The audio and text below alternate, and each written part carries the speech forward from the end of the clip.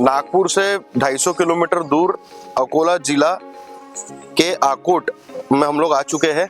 पूरे महाराष्ट्र में चुनावी जो माहौल है वो गरमाया हुआ है, चुनाव का जो माहौल है जमकी चल रहा है, लेकिन जो काम है वो ग्राउंड में आके कैसा क्या माहौल है वो देखने का काम है। तो हम आज आ चुके हैं आकोट में, और आकोट में आज हम मिलने वाले हैं महाविकास आघाड़ी के जो उम्मीदवार है महेश जी गनगने, उनसे। और सिर्फ उनसे मिलेगी ही नहीं और राजनीति के बारे में नहीं जानेंगे, बल्कि उनकी कुछ पर्सनल लाइफ के बारे में भी जानेंगे। तो आज मिलेंगे हम ऐसे ही हमारे एमएलए उम्मीदवार महाविकास आघाड़ी के। तो चलिए जानते हैं क्या अब होता है, क्या चर्चा होती है। चलो, नमस्कार सर। नमस्कार। नागपुर से 250 किलोमीटर दूर आज हम आए हैं आकोट की जो ग्राउंड रियलिटी है उसको जांचने के लिए। तो आप जो महाविकास आघाड़ी है वहां से आप अभी उम्मीदवार है एमएलए के आकोट एरिया से।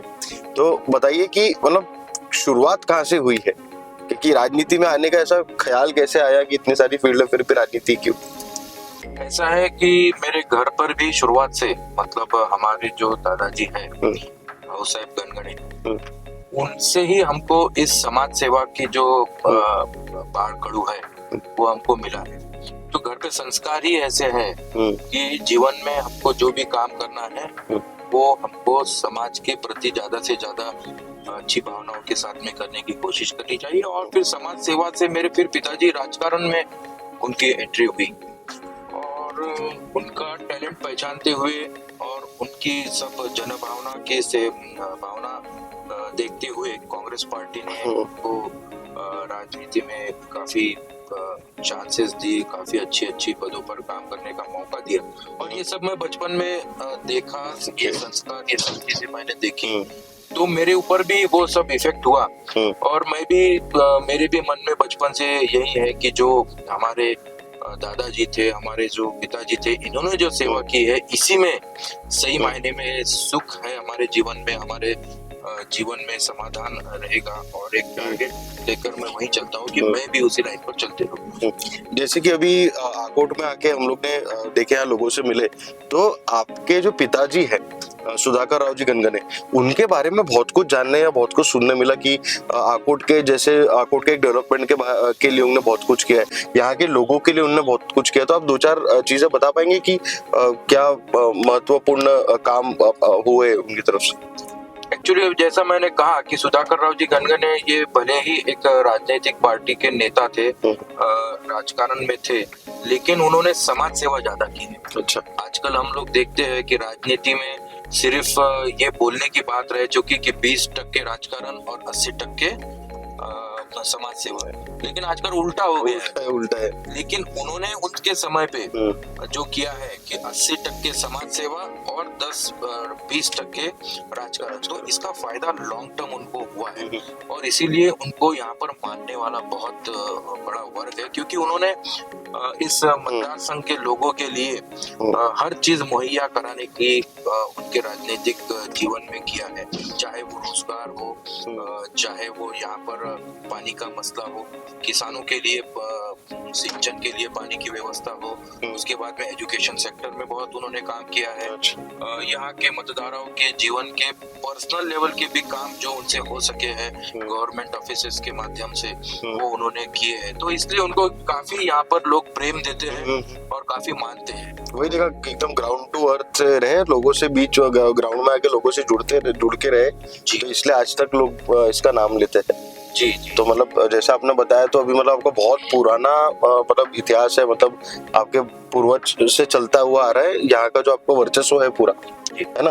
तो इस बार का जैसे देखो, इस बार जो लोकसभा इलेक्शन भी हुआ, तो या जो महाराष्ट्र की सरकार बनी भी है अभी, तो बहुत ना मिली जुली है, मतलब अच्छे जो पॉलिटिकल विशेषज्ञ है उनके भी जो है ज्ञान पूरा पॉलिटिक्स में कैसे रहेगी, क्या नतीजे आएंगे, इसमें पूरा खत्म हो चुका है। तो आपको क्या लगता है कि यहाँ से अभी कंपटीशन आपका कौन है सबसे तगड़ा? नहीं, मैं नहीं मानता कोई मेरा यहाँ पर कोई कॉम्पिटिटर है। अच्छा। क्योंकि मैं जब से राजनीति में काम कर रहा हूँ, पार्टी में काम कर रहा हूँ, जनता का काम कर रहा हूँ, तब से मेरा कोई कॉम्पिटिटर है ये भावना से काम नहीं कर रहा हूँ। मैं हमेशा कोऑपरेशन की भावना करता हूँ, किसी को भी मदद करने की कोशिश करता हूँ। कोई भी अगर समाज के लिए कोई आगे बढ़ता है, गांव के विकास के लिए, मतदार संघ के विकास के लिए अगर कोई आगे बढ़ता है, कोई उसका पुढाकार लेता है, तो उसको मदद करने की भूमिका मेरी हमेशा रही है। तो मैंने इन लोगों के जो साथ दी है, मदद की है, उसका फायदा मुझे अब हो रहा है मुझे मेरे इस इलेक्शन में। और इसलिए लोग मुझे एज अ कॉम्पिटिटर ना देखते हुए एज अ मतलब सहकारी जिसको बोलते हैं, साथी जिसको कहते हैं, उस तरीके से देख रहे हैं। और मैं देख रहा हूँ कि फॉर्मेलिटी है, बाकी सब लोगों ने उम्मीदवारी यहाँ पर जो भरी है, लेकिन मुझे कॉन्फिडेंस है कि जनता पूरी मेरे साथ में है और अच्छे ताकत से इस बार बड़े पैमाने पर वोट लेकर मैं जीतूंगा। ये माहौल आपको इस मतदार संघ में आपको दिखेगा अगर आप देखेंगे तो। आकोट, जो आकोट सिटी है, तो वहाँ पे आपका कहाँ रहना है? आकोट सिटी में मेरा यहाँ पर यात्रा चौक में ऑफिस है। अच्छा, मार्केट एरिया में? मार्केट एरिया में। अच्छा, मतलब स्थानीय ही के आप? जी जी बिल्कुल, कोई भी पैदल चलकर मेरे ऑफिस तक आ सकता है।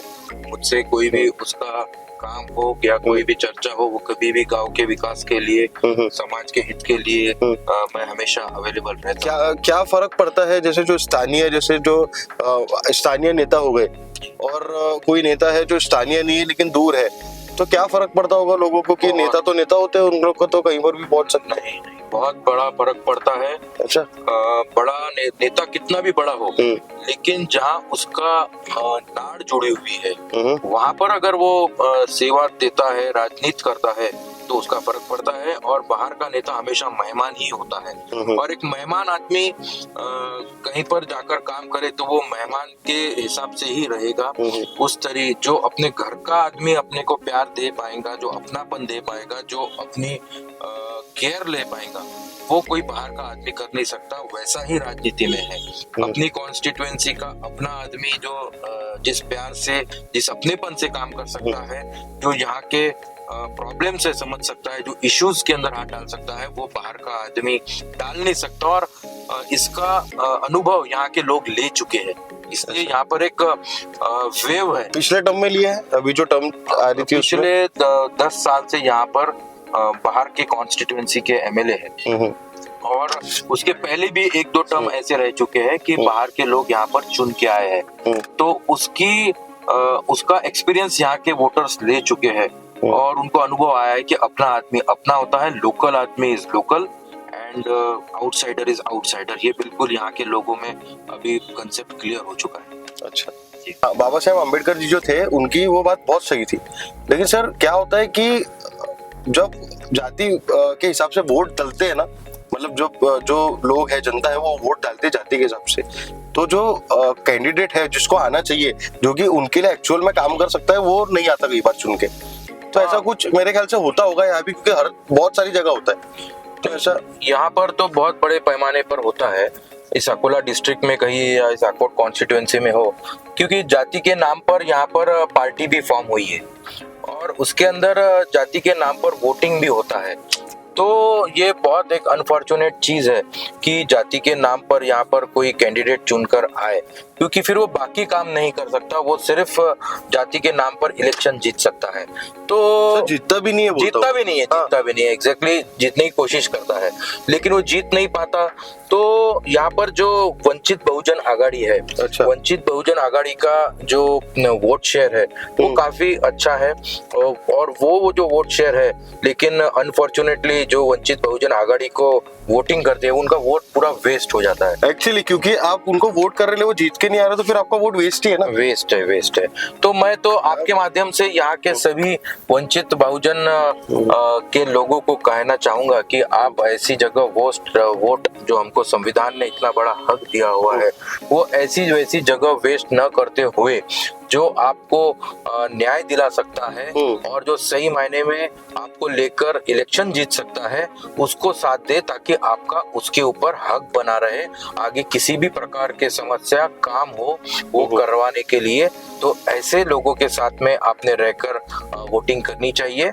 ऐसा मैं आपके माध्यम से उन सभी वोटर्स को आह्वान करना चाहूंगा। क्योंकि बहुत जरूरी भी है ये चीज। जी। अगर अपन वोट करते हैं, एक वोट की बहुत कीमत होती है जी। और अगर कोई 8,000 कोई 6,000 या हजारों वोट से अगर उनको वोट मिले फिर भी अगर वो हार गए तो बाकी जो वोट है वो पूरा खराब हो जाते हैं। सर बेसिकली ना एक और चीज थी, ये थोड़ा सा गंभीर विषय, मतलब मैं इसको बोलने के लिए हिचकिचा भी रहा हूँ, लेकिन ऐसा लगता है कि आपसे अभी इतनी बातचीत किया तो ये विषय आप तक आना चाहिए। और आपको भी पता ही होगा कि हमने आगे भी देखा कि लोकसभा इलेक्शंस भी जो अभी हुए तो उसमें ना जातिवाद राजनीति बहुत हुई है। मतलब सिर्फ नेता ने तो नहीं, लेकिन जनता ने भी जात को देख के या कास्ट को देख के कास्टिज्म से ही वोट करे, है ना। तो सर मुझे ऐसा लगता है कि कहीं ना कहीं उससे कहीं नुकसान भी होता है, फायदा तो कुछ नहीं है जातिवाद से। तो यहाँ पे अपने आकोट में ऐसा कोई सीन है क्या कि ऐसा कुछ होता है, आकोट में भी ऐसा ही सिस्टम चलता है? देखिए, जातिवाद जो है ये प्रॉब्लम सिर्फ ये आकोट मतदार संघ का नहीं है, तो सारे देश में कम ज्यादा परसेंटेज में वो इशू है, लेकिन उसको पॉजिटिव भी लिया जा सकता है। अब जैसे हमारे महामानव डॉक्टर बाबा साहेब आम्बेडकर, इन्होंने ऑलरेडी हमारे सब जातियों पर अच्छी पढ़ाई करके, अच्छी स्टडी करके हमारे कॉन्स्टिट्यूशन में किस जाति को कितना हक मिलना चाहिए, किस जाति को किस तरीके को लेकर चलना है, ये सब प्रावधान किए हुए हैं। तो हम संविधान मानने वाले लोग हैं। अगर हम संविधान इस देश के कॉन्स्टिट्यूशन को पढ़े और इस कॉन्स्टिट्यूशन को लागू करें तो पॉजिटिवली हम जातियों का भी अच्छी तरीके से डेवलपमेंट कर सकते हैं और जो इश्यूज है वो भी सॉल्व कर सकते हैं। पिछले 2 टर्म से जो बीजेपी के है विधायक वो चुन के आ रहे हैं आकोट में, तो आपके हिसाब से और क्या क्या काम बचा हुआ है जो पूरा नहीं हुआ है अभी तक, क्या उनको करना चाहिए था? कुछ भी काम यहाँ पे हुआ ही नहीं है करना बाकी। मतलब यहाँ पे आकोट मतदार संघ ये आज से 25-30 साल पहले महाराष्ट्र का एक बहुत प्रसिद्ध और एक बहुत डेवलप्ड एरिया करके माना जाता था। अच्छा। लेकिन जब से यहाँ पे पॉलिटिकल जो इच्छा शक्ति होती है, राजकीय इच्छा शक्ति, उसके कमतरता को लेकर यहाँ के लोक प्रतिनिधि ने जो यहाँ का बैंड बजाया हुआ है वो तो बाकी परिसर से ये पूरे महाराष्ट्र में जितने मतदार संघ होंगे उससे पीछे चला गया है। ये 20-25 संघ यहाँ पर कोई भी सुविधा नहीं होने की वजह से, कोई भी डेवलपमेंट नहीं होने की वजह से यहाँ पे नई पीढ़ी को, यहाँ पे नौजवानों को, यहाँ पे विद्यार्थियों को गांव छोड़कर, मतदार संघ छोड़कर जाकर एडमिशन लेना पड़ रहा है, नौकरी करनी पड़ रही है और इवन बिजनेस भी अगर उनको करना है तो वो बाहर गांव जाकर करना पड़ रहा है, अपने माँ बाप और अपने घर और अपनी खेती से दूर रहकर। इसीलिए कोई भी क्षेत्र में यहाँ पर डेवलपमेंट हुई नहीं है। तो पिछले आमदार ने जिन्होंने डेवलपमेंट के नाम पर राजनीति मतलब इलेक्शन लड़ा और जीता, उसके अपोज में जाकर उन्होंने सिर्फ जाति और धर्म का राजनीति यहाँ पे किया और इस पूरे मतदार संघ को भंगार कर दिया। ठीक है। मुझे जानकारी एक मिली है कि आप एडवोकेट भी है जी। तो सबसे पहले तो मतलब हैरानी हुई और पूछना भी ये चाहूंगा कि क्या पढ़े लिखे लोग भी नेता बनते हैं? यस, वो तो आज के जमाने की जरूरत है कि पढ़े लिखे लोगों ने ही अभी नेतागिरी करनी चाहिए, क्योंकि हमारी जनता भी बहुत क्वालिफाइड हो चुकी है। अब उनको समझने के लिए आपका भी क्वालिफिकेशन उस लेवल का होना चाहिए। तो ऑब्वियसली मेरा बेसिक एजुकेशन ये LLB किया हूँ, मुझे सब कायदे का अभ्यास है और वो अभ्यास राजनीति में जरूर काम में आता है।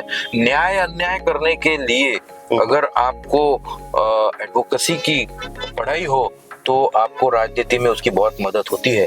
और आपने देखा होगा कि हर पार्टी में राजनीति में बड़े बड़े पोस्ट पर LLB करे हुए या एडवोकेट लोग अच्छी पोस्ट पर अच्छा काम कर रहे हैं, तो उसका फायदा मुझे जरूर है। तो चलो ये सब तो होता रहेगा। ये हमारी आकोट की यहाँ पे फेमस चाय की दुकान है। अच्छा। और सारा आकोट तालुके का ग्रामीण भाग के लोग, शहरी लोग यहाँ पर आकर चाय पीते हैं, तो थोड़ा चाय का मजा लेते हैं। बिल्कुल बिल्कुल, चाय का मजा जी जी, प्लीज प्लीज।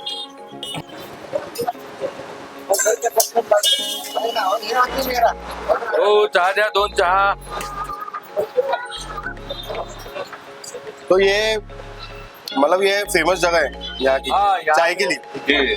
जी गाँव का सेंटर है। अच्छा, कौन सा चौक आता है ये? ये संभाजी नगर से। संभाजी नगर चौक आता है। अच्छा, लीजिए लीजिए आप, जी जी जी, आप मेहमान हैं हमारे। अरे धन्यवाद, चीयर्स लेंगे।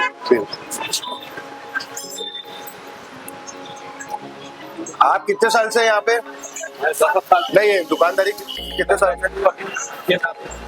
कितने साल हो गए? 6 वर्ष। अच्छा, 6 वर्ष। तो क्या लगता है इस वक्त जो अपना विधानसभा की इलेक्शन होंगे तो बदलाव की जरूरत है? ये जहाँ मैं रहता ना, वहाँ पे लाइन नहीं है। जो ऑफिस के बाजू में रहता मैं, नरेंद्र कश्यप के पास, वहाँ लाइट नहीं है, वहाँ रास्ता नहीं है। अच्छा, वहाँ पे नल नहीं है, सब सुविधा कुछ भी नहीं है। तो आपके जो लड़के बच्चे हैं कोई? नहीं। अच्छा, और जो जैसे यहाँ के डेवलपमेंट की बात करें अगर, तो कितना डेवलपमेंट अभी कुछ हुआ है, काम हुआ है कुछ अभी? हमारे तो कॉलोनी की तरफ कुछ भी नहीं हुआ अभी। कुछ भी नहीं, लाइट नहीं है, रास्ते नहीं है, पानी नहीं है। बरसात में हमको रोड पर, रास्ते पर, ऊपर के रोड पर चपला गाड़ियाँ रख के पैदल मतलब मेन ऐसा देखा जाए तो मतलब आकोट में जो डेवलपमेंट है वो रुक सा गया है बिल्कुल stagnant। अब एक ऐसा एक गांव को जब बड़ा बनना है या एक गांव को शहर की तरफ जाना है, डेवलपमेंट की बात है तो कंटिन्यूसली डेवलपमेंट होना भी बहुत जरूरी है। बिल्कुल इम्पोर्टेंट है। अगर डेवलपमेंट रुक जाता है तो आने वाली जो पीढ़ी होती है, जो जनरेशन होती है, उनके सामने बहुत बड़ा क्वेश्चन मार्क तैयार हो जाता है कि अब हम लोग करेंगे क्या? जॉब करेंगे, बिजनेस करेंगे, खेती करेंगे, क्या करेंगे क्या? अनफॉर्चुनेटली उनको पुणे मुंबई में जाकर बहुत ही, आप जानते हैं कि मेट्रो की जो लाइफ है वो बहुत ज्यादा मुश्किल वाली लाइफ Hectic है, बहुत है, हेक्टिक लाइफ है, और हम उसके रिजल्ट देख रहे हैं आजकल क्या चल रहा है। तो सही बात है। ये सब पिक्चर बदलना चाहिए, मेरी ऐसी इच्छा है। और अभी जनता भी समझ चुकी है कि ये सारी चीजें इम्पोर्टेंट है, ना कि कोई जाति धर्म का राजकारण। जाति धर्म की राजनीति कब तक करेंगे? वही ना, लेकिन मेरे ख्याल से तो मुझे लगता है सही भी नहीं है। नहीं, बिल्कुल सही नहीं है। और वो जनता भी जैसे जैसे अभी क्वालिफाइड होते जा रही है और जैसा जैसा एक्सपीरियंस आ रहा है हमारी डेमोक्रेसी को, उस तरीकों को मतलब ये सब देखकर जनता सोच रही है कि अभी काम करने वाला आदमी चाहिए, जो किसी जाति धर्म के लिए किसी के लिए ऐसा फोकस करके काम ना करे, आम जनता के लिए और सबके लिए काम करे। इस प्रकार की अभी अपेक्षा जनता में आज देख रहे हैं, और वही रिजल्ट, उसी के वजह से मुझे बहुत अच्छा यहाँ पर प्रतिसाद है। और हाँ। इसीलिए लोगों ने मुझे इस बार किसी भी हालत में चुन के लाने का एक, हाँ, अभी हमने देखा भी। आप कहीं भी पूछ लीजिए। नहीं, अभी हमने देखा भी कि जैसे आप आए तो सब वो कर रहे हो ना। जनता का नेता जो लाड़के दिल से नेता, रिस्पेक्ट है लोगों का, दिल से प्यार है। लाड़के नेता एक जो बोलते वो है ना। बिल्कुल बिल्कुल, वो तो जनता का बड़प्पन है कि जनता मुझे वो रूप से देख रही है कि ये कुछ कर सकता है। चाय तो आपने पी ली, अभी आपको यहाँ पे विकास क्या है वो दिखाता हूँ एक्चुअल ग्रामीण भाग में। अच्छा। एक्चुअल है या फैक्चुअल है वो आपको वहां पर जाने के बाद में दिखेगा। ठीक। चलिए जी, तो महेश जी, हम मतलब बेसिकली जा कहाँ रहे हैं, आप क्या दिखाने लेके जा रहे हैं हमको ये तो बताइए। हम लोग जा रहे हैं स्पिनिंग मिल, मतलब अकोट तालुका सहकारी सुदगिरनी। अच्छा, एक ऐसा उदाहरण, एक ऐसा प्रोजेक्ट इस मतदार संघ में एक समय हुआ था जिसके अंदर हजारों युवाओं को रोजगार सही मायने में मिला था। तो किस तरीके से काम होता है, एक एमएलए का काम क्या होता है, एक लोक प्रतिनिधि का काम होता है, उसका एक प्रतीक वो है। और वो मेरे पूज्य पिताजी ने स्थापना उसकी की थी, तो वो मैं आपको बताना चाहूंगा। की थी मतलब अब नहीं है?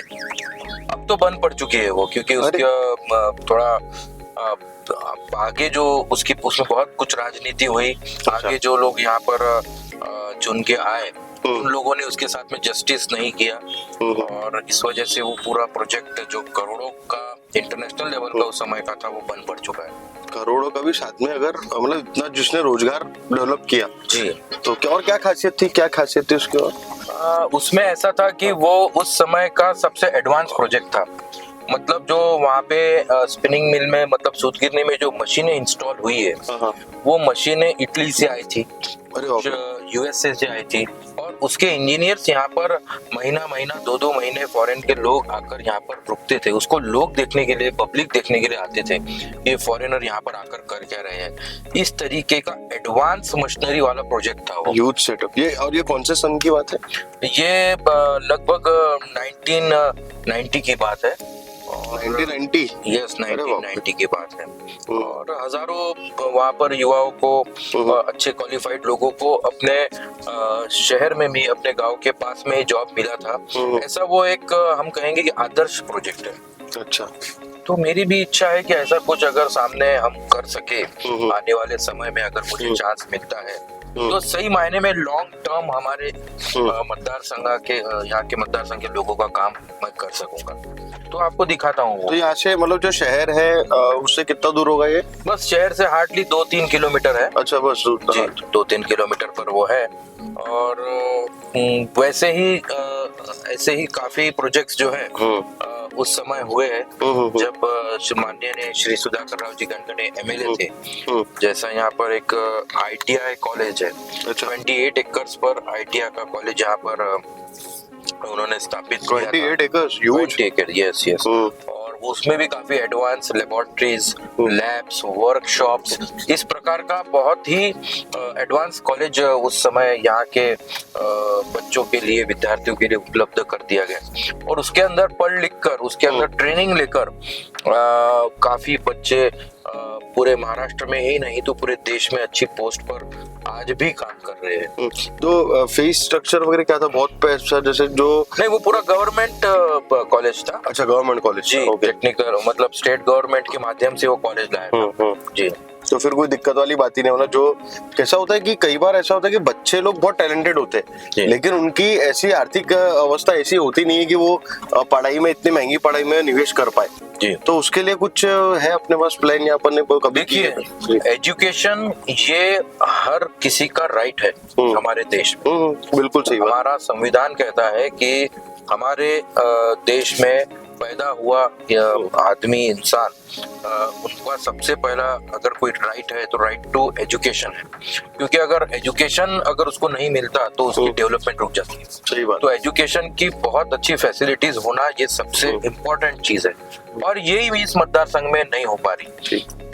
इसीलिए यहाँ पे बिल्कुल आपको अच्छी स्कूल में भी डालना है, नर्सरी में भी डालना है बच्चों को, तो अच्छी स्कूल ही नहीं है। ये लाइव एग्जांपल आप देख रहे हैं, हमारी गाड़ी जो है वो चारों तरफ से हिल रही है।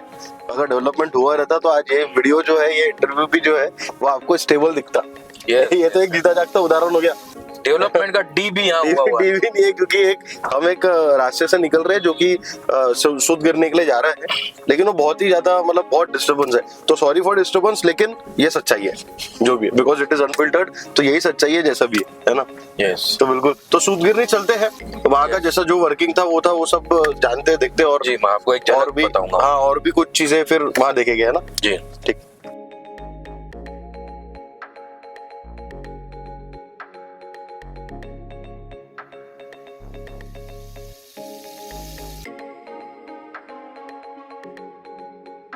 इसको पैराडाइज माना जाता था। हाँ। पैराडाइज ऐसा कि कोई भी यूथ हमारे घर के रोटी पर और घर में रहकर अपने माता पिता के साथ में रहकर खेती करते हुए अगर काम करना है तो यहाँ नौकरी मिल जाए। अच्छा, इस टाइप का ये प्रोजेक्ट। इसके बाहर मतलब जाना नहीं पड़ता था फिर कहीं पर भी? नहीं, वो यहीं पर आपके घर में ही आपको रहकर, हमारा पारंपरिक जो घर रहता है, हमारे पिताजी का घर रहता है, तो वहीं पर रहकर अपने माता पिता के फैमिली के साथ में रहकर यहाँ पर रोजगार उनको उपलब्ध हो जाता था। कितने एकड़ में फैला होगा ये? ये लगभग 65 एकर्स लैंड है और बहुत बड़ा प्रोजेक्ट है।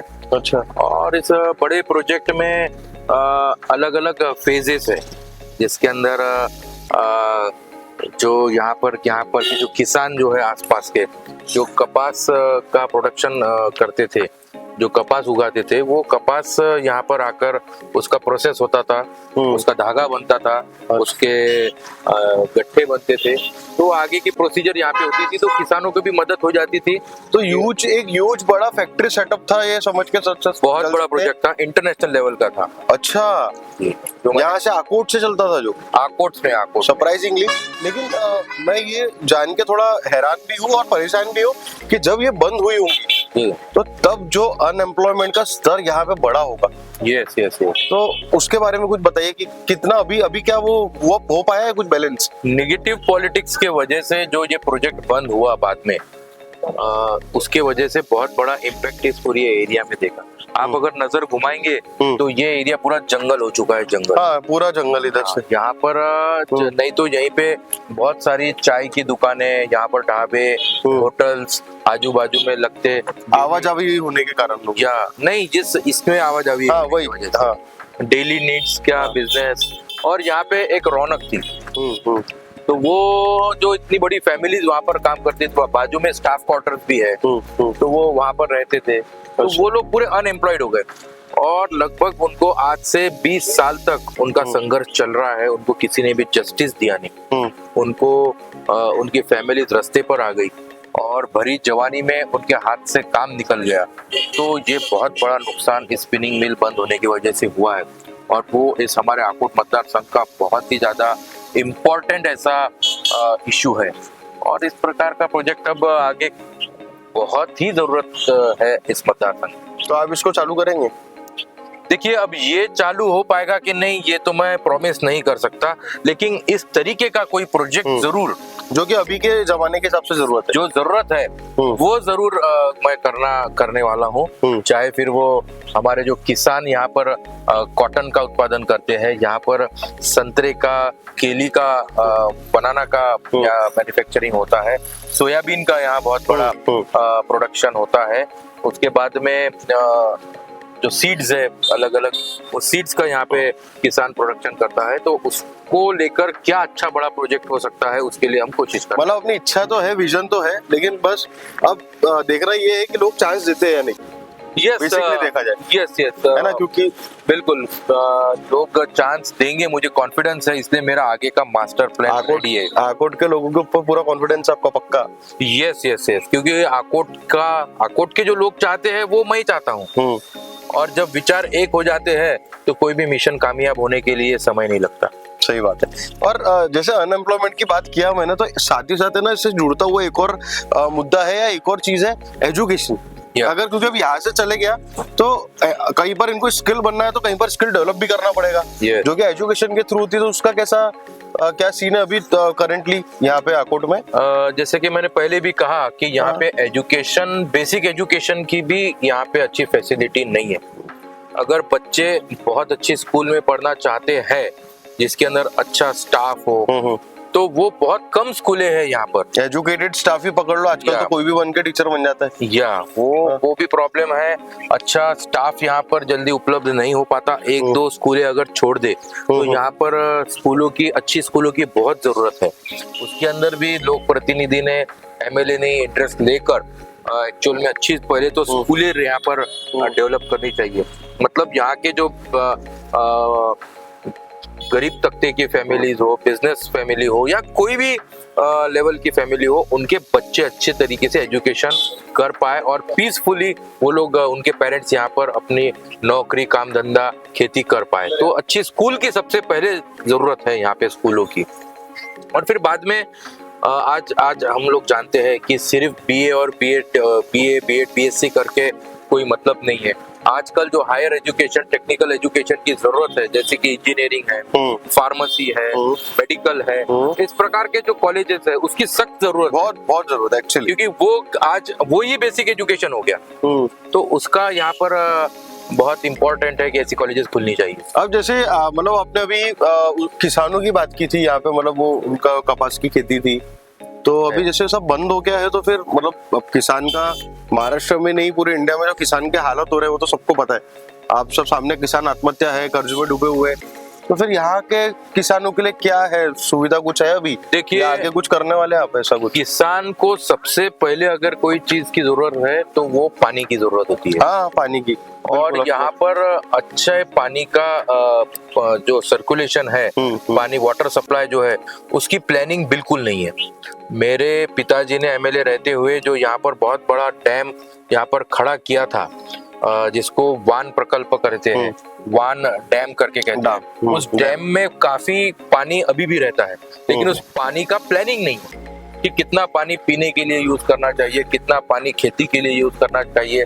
और जो लोकल यहाँ का किसान है उसको पहले उस पानी पर हक जो रहना चाहिए वो भी नहीं है। बिल्कुल। और वो कहीं बाहर ही दूर तक पानी जा रहा है, लेकिन यहाँ के लोकल लोगों को उसका पानी का यूज कुछ भी नहीं हो। चाहे वो बहुत से गांव ऐसे हैं, बहुत से खेड़े ऐसे हैं कि वहाँ पर पीने की पानी की सुविधा अभी तक किल्लत है पानी की, और खेती के लिए तो है ही, तो उसका प्लानिंग करना चाहिए, वो हो नहीं रही है। देखो, मुझे एक चीज समझ में ये आ रही है कि अभी जितनी हमारी बातचीत हुई है उसमें आपने बताया है कि आपके पिताजी ने हर चीज की सुविधा करके दी है, ठीक है, ये मिल हो गया, उसके बाद में ये अभी पानी का जो आपने बताया वो हो गया, और दो चार चीजें ऐसी कि उन्हें पहले सुविधा की है लेकिन वो कंटिन्यू नहीं हो पाई जी। जो कि एक डेवलपमेंट और गाँव के लोगों के लिए अपने उसके लिए अच्छी थी। तो फिर कैसे, मतलब क्यों हुआ ये? मतलब मैं तो यहाँ का हूँ नहीं, लेकिन आप लोग यही है, तो क्यों हुआ ऐसा? क्योंकि जनता के साथ धोखाधड़ी हो गई है। तो जनता का जो फोकस है वो डेवलपमेंट से हटाकर जो एक्चुअल में मुद्दे नहीं है, भावनिक मुद्दों पर, जैसा यहाँ पर धर्म और जाति की राजनीति में जनता का ध्यान बटाकर यहाँ पर इलेक्शन जीते गए, राजनीति की गई, और फिर उससे निकली हुई राजनीति या उससे निकला हुआ लोक प्रतिनिधि ये कभी भी डेवलपमेंट पर फोकस करेगा ही नहीं। और इसलिए ये जो उनका विजन था कि आकोट मतदार संघ में शुगर फैक्ट्री होनी चाहिए, यहाँ पर टेक्सटाइल हब होना चाहिए क्योंकि कॉटन बहुत बड़े लेवल पर यहाँ पे आता है, बहुत सारी ऑयल मिल्स होनी चाहिए जिसके अंदर कुछ लिमिटेड बिजनेसमैन काम नहीं तो सब जनता का उसके अंदर सहभाग होना चाहिए। तो ये जो उनका विजन था वो अधूरा रह गया क्योंकि बाद के जो एमएलए थे उन्होंने कभी भी ये चीज पे ध्यान ही नहीं दिया। और अभी पिछले 10 साल से तो बिल्कुल मेहमान जैसे एमएलए है हमारी तरफ, तो मेहमान जैसे आते बस उनकी खिदमत वो करवा लेते जनता से और वापस चले जाते। तो सब कुछ यहाँ पर रुका हुआ है, कोई भी क्वेश्चन, कोई भी इश्यूज, कोई भी समस्या जनता की सॉल्व नहीं हो पा रही। एक और चीज पूछना चाहूंगा, अभी आपने इतना सारा विजन बताया, जो आपके पिताजी थे उन्होंने भी जब वो पावर में थे उन्होंने भी बहुत सारा किया आकोट के लिए, आपका भी अभी बहुत विजन है, ये भी करना है, ये भी करना है, एजुकेशन भी देखना है, किसान को भी देखना है, फिर ये मिल भी चालू करना है, ये अपना वुमेन एम्पावरमेंट भी देखना है, सब कुछ देखना है। लेकिन एक चीज मैं जितना बेसिकली पूछूंगा कि जब आपको जनता मौका देंगी, आप जब चुन के आएंगे तो टॉप 5 काम आप कौन से करेंगे प्रायोरिटी में, कि हाँ चुन के आया तो दूसरे दिन से मैं काम में लग जाऊंगा, तो टॉप 5 काम? टॉप काम तो सबसे पहले तो जो यहाँ पर जनता है वो उनकी जो इकोनॉमी है, अर्थव्यवस्था जो है वो किसान के खेती के ऊपर डिपेंड है। तो पहले किसानों के प्रश्न जो है उससे, कृषि से रिलेटेड जो है वो मैं हल करूंगा। अगर किसान खुश रहता है तो ऑब्वियसली वो उनके बच्चों के अच्छी एजुकेशन के बारे में सोचता है। तो दूसरा रहेगा एजुकेशन।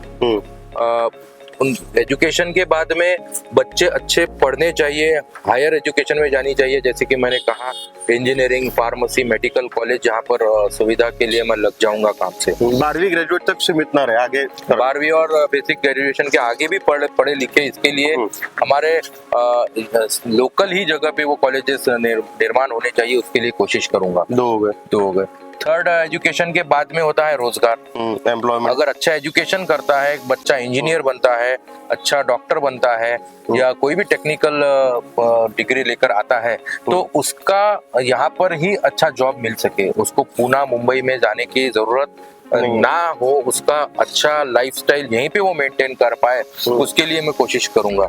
मतलब अच्छा उनको एम्प्लॉयमेंट मिले, अच्छी नौकरी मिले, और उसी के साथ में बिजनेस यहाँ का ग्रो हो। क्योंकि ये सब चीजों का जो रिजल्ट होता है वो बिजनेस पे आता है। बिजनेस पे अगर ये सारी चीजें होती है, अच्छा एजुकेशन, किसान अगर यहाँ का खुश है, उसके बाद में Employment अच्छा है। एम्प्लॉयमेंट अच्छा है, स्पेंडिंग कैपेसिटी बढ़ जाती है basically, Yes, yes. Standard of living भी बढ़ जाता है। एग्जैक्टली। तो अगर स्पेंडिंग कैपेसिटी जो हम लोग बढ़ा ले तो उसका बिजनेस पर फर्क बिजनेस पड़ेगा। में बहुत और फिर वो बिजनेसेस कैसे ग्रो होगी उसके लिए मैं पूरी कोशिश करूंगा। और बिजनेस कोशिश वो होने के बाद में अच्छी लाइफस्टाइल भी जी सके, जैसे अच्छे गार्डन होने चाहिए, महिलाओं के लिए टॉयलेट्स होने चाहिए, उसके बाद में स्पोर्ट्स की अच्छी सुविधा होनी चाहिए। जो यूथ है वो अभी आप लोग देखते होंगे कि रोजगार के लिए पुलिस भर्ती होंगी, आर्मी की भर्ती होंगी, उसके लिए बच्चे रिस्क लेकर सड़क पर भागते हैं। इतनी सी सड़क पे टूटी फूटी सड़क पर भाग के ट्रेनिंग करते हैं, उनका स्टेमिना बढ़ाने की कोशिश करते हैं, और उसमें काफी एक्सीडेंट और लाइफ थ्रेट है। वो नहीं है, उनके लिए एक स्पेशल अच्छे ग्राउंड्स होने चाहिए, जिसके ग्राउंड्स के ऊपर अच्छी ट्रैक्स होनी चाहिए। तो स्पोर्ट्स की सुविधा जिसको कहते हैं, क्योंकि स्पोर्ट्स का भी इम्पोर्टेंस बहुत बढ़ चुका है। तो फिजिकल ट्रेनिंग के लिए एक अच्छे गार्डन्स और अच्छे जो कॉम्प्लेक्स है, स्पोर्ट्स कॉम्प्लेक्स जिसको कहेंगे, वो डेवलप मैं करने की कोशिश करूंगा। ये 5 चीजें यहाँ पर अर्जेंट करने की कोशिश मैं करूंगा। सर आकोट को सर आप मैप में लाने, मैप में बड़ी जगह पे लेके आओगे, मतलब मेट्रो सिटी बनाने का इरादा है आपका? बिल्कुल 100 पूरा मेट्रो सिटी बना डालोगे आप? बिल्कुल 100%। कॉम्पिटिशन हो जाएगा तो महाराष्ट्र के बाकी बड़े शहरों से। बिल्कुल होनी चाहिए। और मुझे वैसे संस्कार मिले हैं, मेरे पिताजी ने वो करके दिखाया है, तो उन्हीं के पदचिन्हों पर चलकर ये काम करना कोई मुश्किल नहीं है। जनता अगर साथ दे तो ये सब काम क्योंकि उन्हें पहले कर चुके हैं, मतलब आप लोग के लिए नया नहीं है, है ना, पहले कर चुके।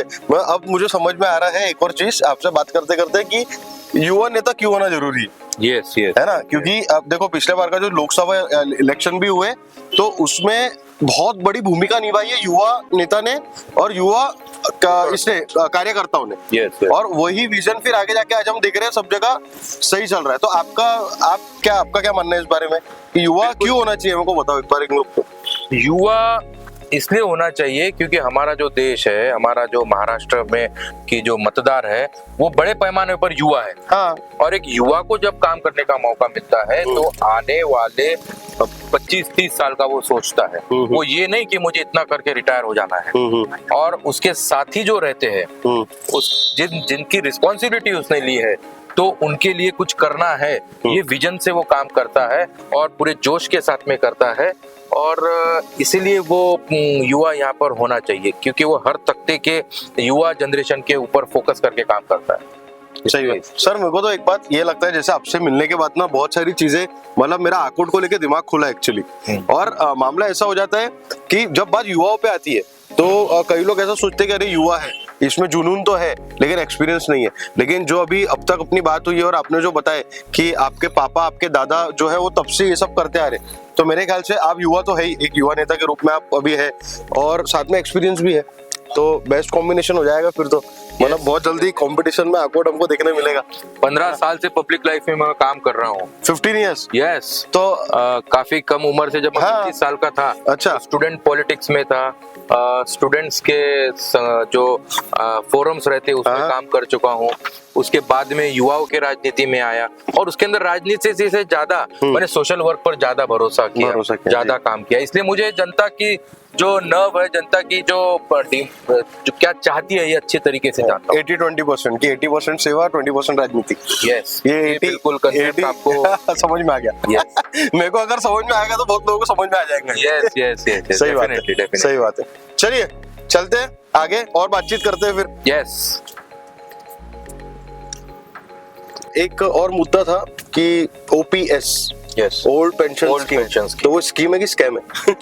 वो अभी तो स्कैम भी उसको बोलेंगे क्योंकि देखिए पहले के सरकार ने, कांग्रेस की सरकार ने जिन लोगों को जॉब दी है उन लोगों को आगे पेंशन यहाँ पर जो मिल नहीं रही है, जो स्कीम बंद पड़ी हुई है, वो स्कीम शुरू करने का बहुत बड़ा मुद्दा यहाँ पर हमारे महाराष्ट्र में है और कांग्रेस पार्टी ने वो वादा किया है कि ओल्ड पेंशन स्कीम फिर से शुरू करना है, तो उसके लिए अगर मैं जनता का प्रतिनिधि करके विधानसभा में कल जाता हूँ तो निश्चित तौर पे मैं उनके लिए लड़ाई इस विधानसभा में लड़ूंगा।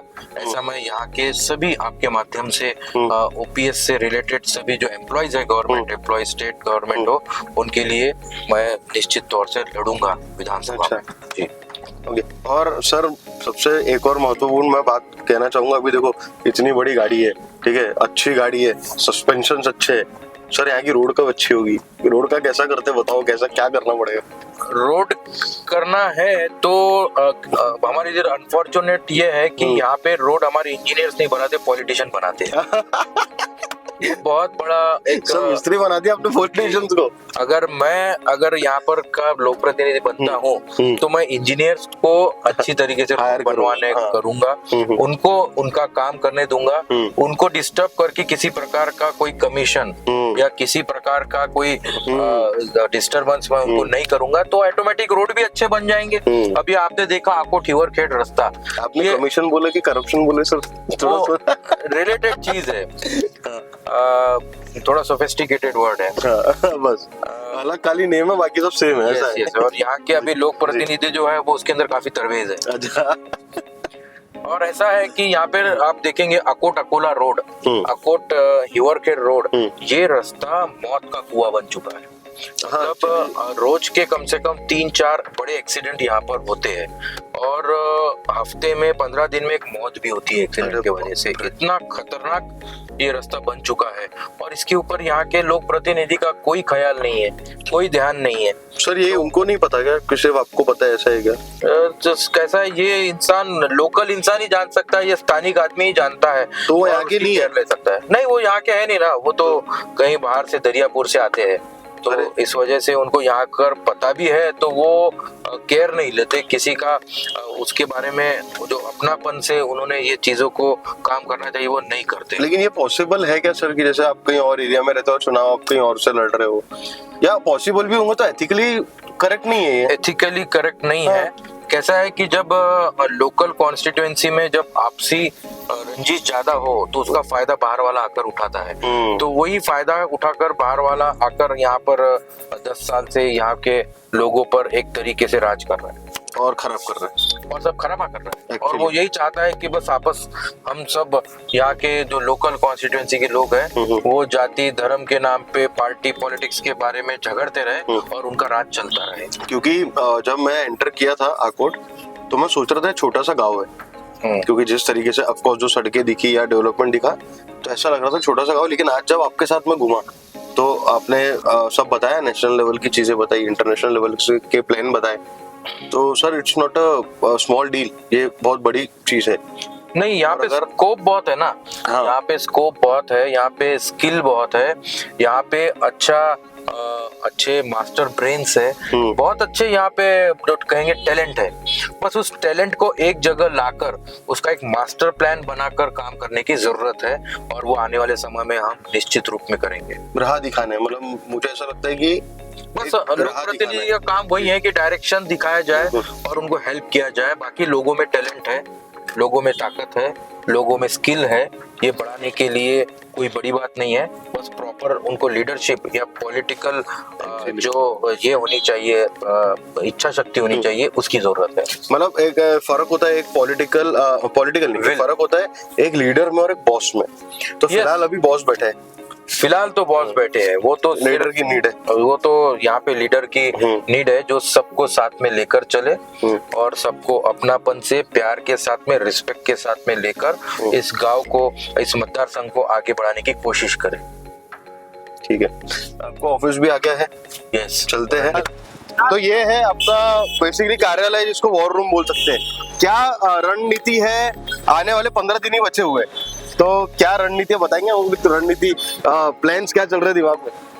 रणनीति बताई नहीं जा सकती, रणनीति दिखाई जाती है। अच्छा। और वो आने वाले 20 तारीख को आपको वोटिंग के रूप में दिखेगा और 23 तारीख को रिजल्ट के रूप में दिखेगा। क्या बात है, बहुत बढ़िया। ये थे महेश जी गनगने, जो कि आकोट शहर के एक आमदार के उम्मीदवार है, अभी फिलहाल उम्मीदवार है।